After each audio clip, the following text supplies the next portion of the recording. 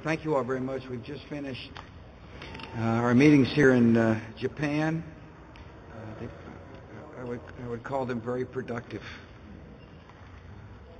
Our goal was to make progress in 5 key areas: confronting climate change, reinforcing our commitment to a successful Doha Agreement, fighting disease in Africa, ensuring that the G8 nations are accountable for their commitments, and addressing the challenges of high food and energy prices.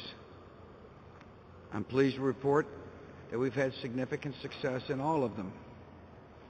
On climate change, I want to thank the Prime Minister for hosting today's meeting of leaders from the world's major economies. In order to address climate change, all major economies must be at the table. And that's what took place today. The G8 expressed our desire to have a significant reduction in greenhouse gases by 2050. We made it clear, and the other nations agreed, that they must also participate in an ambitious goal with interim goals and interim plans to enable the world to successfully address climate change. And we made progress, significant progress, toward a comprehensive approach. One way to meet objectives is to invest in technology, both at the national and international levels, both in the private and public sectors. The United States, Japan, and United Kingdom launched what's called a Clean Technology Fund. We hope Congress funds that effort.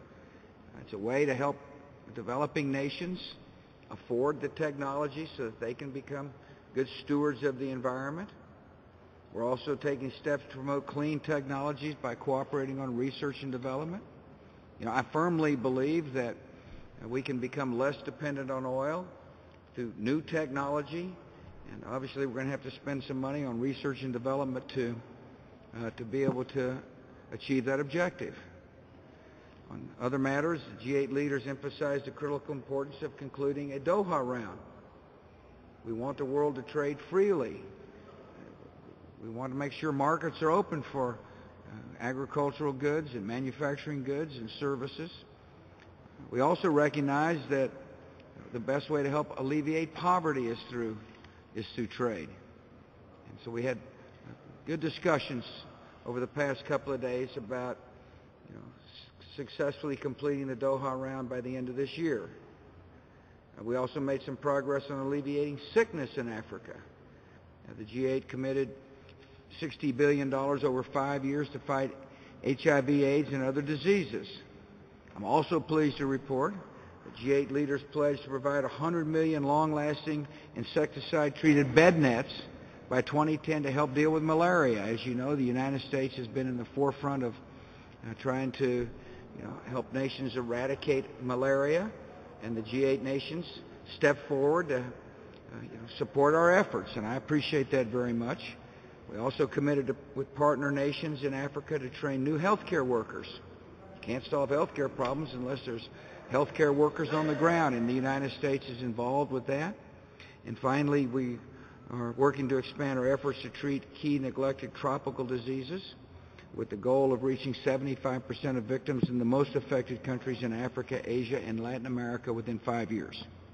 We had a comprehensive agenda on helping those who are being affected by disease, live healthy lives. I've always believed to whom much is given, much is required. The nations sitting around the table have got much, and I think we're required to help those who don't. Pledges are important. There's been, oftentimes in the political process, people talk big, but they never follow up.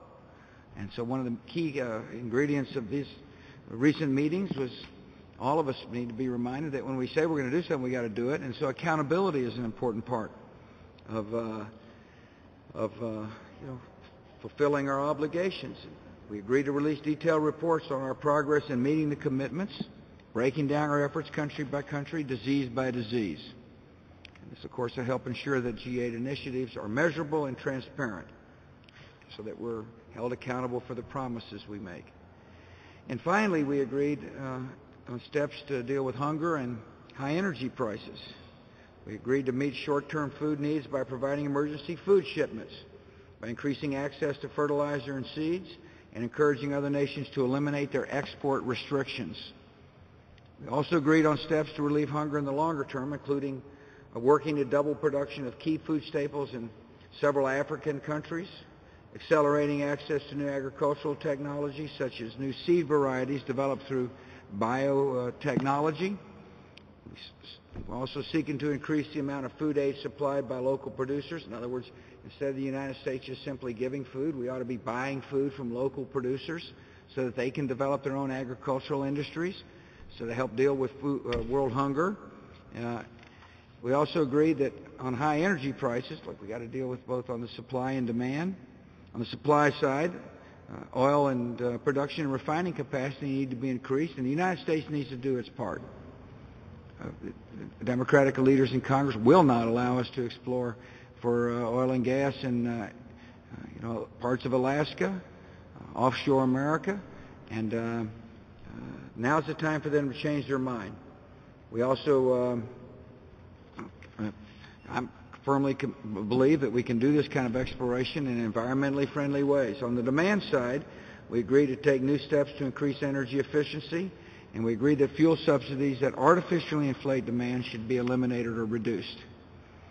In other words, this was a lot of meetings on important subjects, and we accomplished a lot. By protecting our environment and resisting protectionism and fighting disease and promoting development and improving the daily life for millions around the world, we serve both our interests as Americans and we serve the interests of the world. We've enjoyed our stay here in Japan. I thank the Prime Minister once again for his grand hospitality, and I appreciate you all covering this summit. Thank you very much.